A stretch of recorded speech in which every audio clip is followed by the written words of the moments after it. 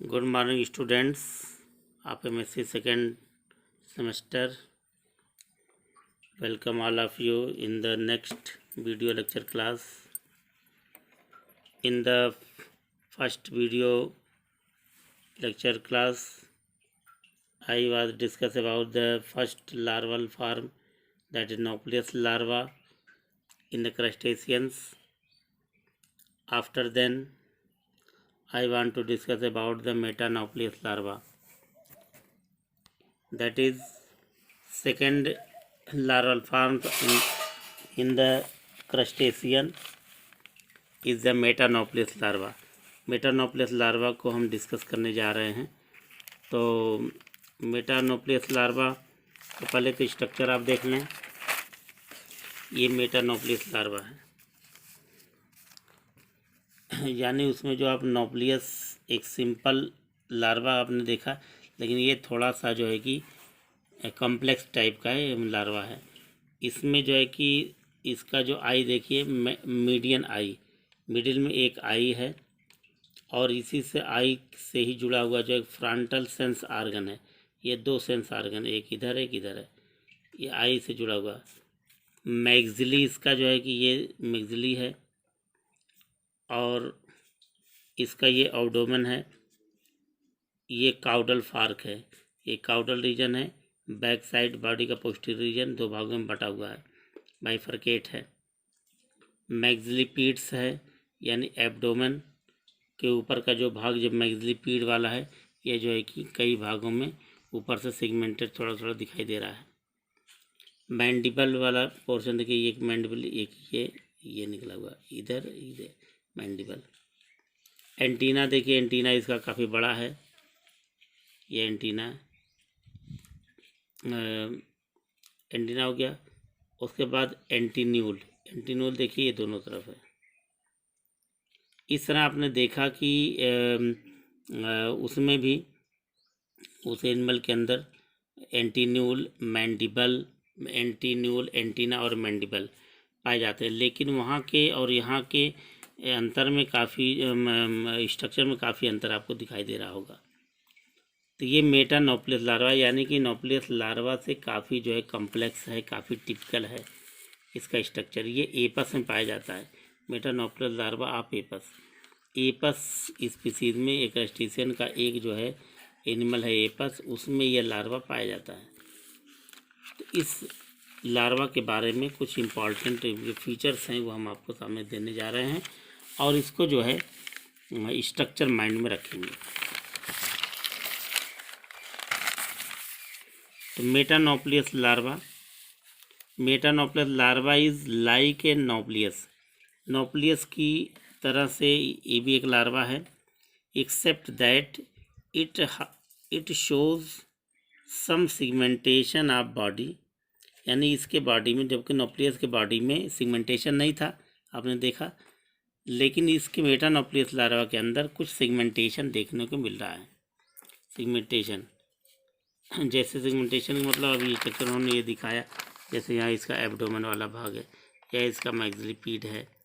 उसके बाद ये कई तरह के पार्ट दिखाई दे रहे हैं, यानी सिगमेंटेशन इसमें देखने को मिल रहा है. And there are 4 pairs of additional appendages. इसके पर हमने जो है कि आपको इसमें दिखाया, इसमें 3 पेयर्स हैं, लेकिन मेटानोप्लियस में 4 पेयर ऑफ एडिशनल अपेंडेजेस देखने को मिलते हैं.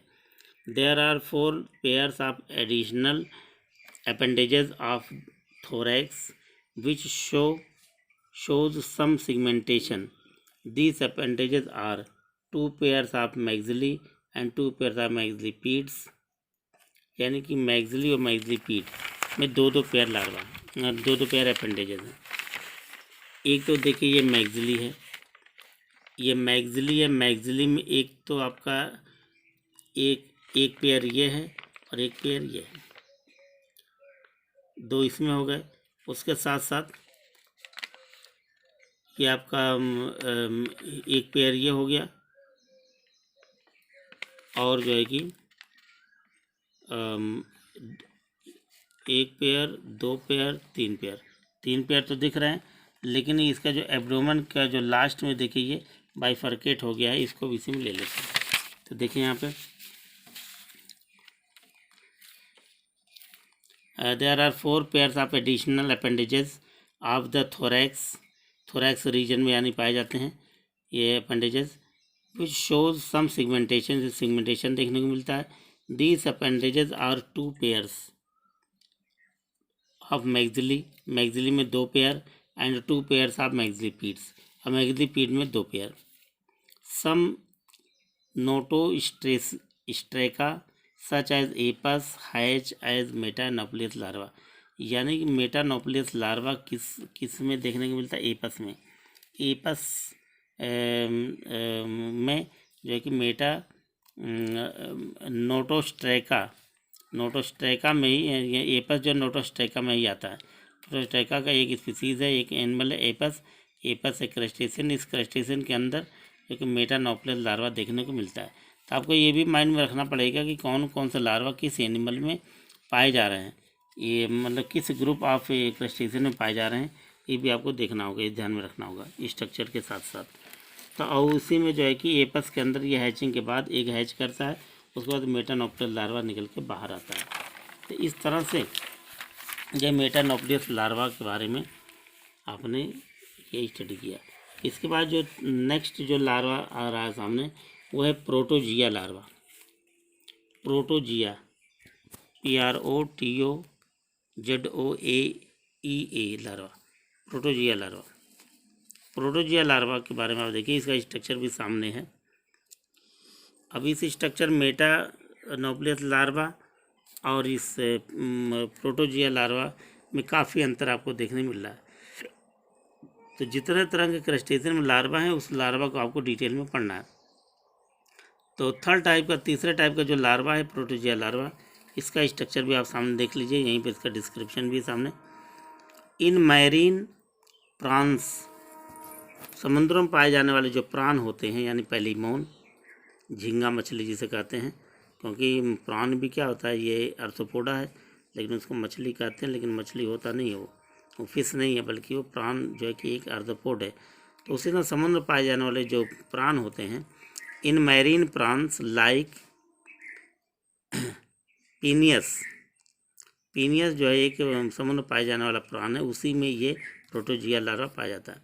इन marine prawns like Penaeus and some other decapods, कुछ डेकापोड में भी पाए जाते हैं ये larva. The nauplius directly develops into protozoea larva, यानी कि इन सबों में जो नोप्लियस लार्वा है वो जो सीधा डायरेक्ट जो है कि प्रोटोजिया लार्वा में डेवलप हो जाता है, बदल जाता है इस लार्वा में। यानी सबसे पहले एट फर्स्ट तो नोप्लियस लार्वा सब में बनते हैं। नोप्लियस लार्वा के जितने भी क्रस्टेशियंस होते हैं सब में नोप्लियस लार्वा पाए जाते हैं एट फर्स्ट, लेकिन उसके बाद फिर उनका स्ट्रक्चर चेंज होता है। तो जब चेंज होता है तो फिर जो है कि यहाँ जैसे मैं बताया कि मैरीन प्राण में, पेनियस में और इसमें डेकापोड में नोप्लियस लार्वा डायरेक्ट जो है कि जब चेंज होता है तो वो बन जाता है प्रोटोजिया लार्वा। ये इसमें जो है कि यूफोसिया में पाया जाता है ये। The body of protozoea is divisible into cephalothorax and abdomen. इसकी जो बॉडी है इस लार्वा की 2 भागों में बटी हुई है। कौन कौन सा भाग? सिफेलोथोरैक्स में, यानी ये किसका सिफेलोथोरैक्स वाला भाग है ये, इसके बाद इसके पीछे वाला भाग है, पीछे वाला एब्डोमेन वाला भाग है। ये एब्डोमेन वाला भाग यहाँ से यहाँ तक ये है, और बाकी ये वाला भाग इसका थोरैक्स वाला रीजन है, चेस्ट वाला रीजन है। 2 भागों में पूरी बॉडी इसकी बटी रहती है। द अपेंडेजेस, अगर देखिए the cephalothorax is broad, cephalothorax कैसा है? ये चौड़ा, देखिए काफ़ी चौड़ा है ये। सिफेलोथोरैक्स इज ब्रॉड सिगमेंटेड, और ये सिगमेंटेड भी होता है। सिगमेंटेड देखिए इसमें अलग अलग ये सिगमेंट दिखाई दे रहा है, यानी एक पार्ट ये दिख रहा है, एक पार्ट ये दिख रहा है, एक पार्ट ये दिख रहा है, यानी ये segmented and covered with carapace, और ये पूरी की पूरी जो बॉडी है कैरापेस से, यानी कि क्यूटिकल के काइटिन के बने हुए क्यूटिकल से ये घिरा होता है। इसके ऊपर कैरापेस पाया जाता है, यानी कि ये हार्ड स्केलेटन, एक्सोस्केलेटन इसके ऊपर पाया जाता है। The appendages that appeared in metanucleus, the appendages that appeared in metanucleus become well developed and functional. अब जो है कि जो इसके पहले मेटानोप्लियस में जो मेटानोप्लियस लार्वा में देखें जो अपेंडेजेस दिखाई दे रहे थे वो काफ़ी जो है कि डेवलप और फंक्शनल थे, लेकिन यहाँ पे जो है जो अपेंडेजेस हैं वो रूडिमेंट्री हैं। The rudiments of other thoracic appendages also appear. यहाँ पे क्या जो है कि मेटानोप्लियस से थोड़ा डिफरेंट, इसके जो है कि जो अपेंडेजेस हैं वो जो है कि देखिए एक अपेंडेजेस ये है, एक अपेंडेज ये है और यहाँ तो ये है, ये यूरोपोड। तो ये जो है कि उतना जो है कि ये डेवलप नहीं है, रूडिमेंट्री है, यानी उतना देखिए ये काफ़ी मेटानोप्लियस में काफ़ी जो है डेवलप हैं, काफ़ी डेवलप है इसके अपेंडेजेस, लेकिन यहाँ पे उतना डेवलप नहीं है, यानी रूडिमेंट्री स्टेज में होते हैं। The rudiments of some thoracic appendages also appear. देखिए रूडिमेंट्री ग्रुप में देखिए ये छोटे ये थोरैसिक रीजन में 1 2 3 ये हैं। अब ये मैंडिबल में पाए जाते हैं, ये जो है कि रूडिमेंट्री हैं और ये आगे 2 हैं। The abdomen is unsegmented. इसका एब्डोमेन जो है ये वाला भाग ये सिगमेंटेड नहीं है, अनसिगमेंटेड है। विदाउट एनी अपेंडेजेस, इसमें कोई अपेंडेजेस नहीं है, कोई अपेंडेज देखिए नहीं दिख रहा, विदाउट अपेंडेजेस है। एंड हैज़ ए फार्क्ड टेल्सन, और इसी में एक टेल्सन पाया जाता है, लास्ट यानी टेल वाला रीजन पाया जाता है जो है कि ये फार्क्ड है, यानी 2 भागों में बटा हुआ है। देखिए एक भाग इधर फैला हुआ है, मतलब फैला हुआ भाग है टेल्सन का, पॉइंटेड नहीं है, टेपरिंग नहीं है, फैला हुआ इसका भाग है। इस तरह का ये टेल्सन हो गया, यानी इसका ये एंटीरियर पार्ट, ये पोस्टीरियर पार्ट और ये मिडिल भाग। तो हमने जो बताया कि ये जो लार्वा हैं तो ये डिफरेंट टाइप के लार्वा जो है कि क्रस्टेशियन से पाए जाते हैं। और सबसे पहले जो है कि कोई भी क्रस्टेशियन हो, स्पीसीज हो, उसमें नोप्लियस लार्वा पहले बनता है, फिर उसके बाद कुछ तो डायरेक्ट नोप्लियस से मेटामॉर्फोस होकर के डायरेक्ट एनिमल बन जाते हैं, लेकिन कुछ ऐसे एनिमल हैं क्रस्टेशियन हैं जिसमें जो है नोप्लियस लार्वा के बाद फिर वो दूसरे तीसरे चौथे तरह के लार्वा में बदलते हैं, और उस लार्वा में बदलने के बाद फिर जो है कि वो एडल्ट फार्म में आते हैं। तो इस तरह से प्रोटोजिया लार्वा में, यानी कि ये प्रिमिटिव नेचर के लार्वा हैं, और ये एक तरह से जैसे केकड़े की तरह से इनका स्ट्रक्चर दिखाई देता है।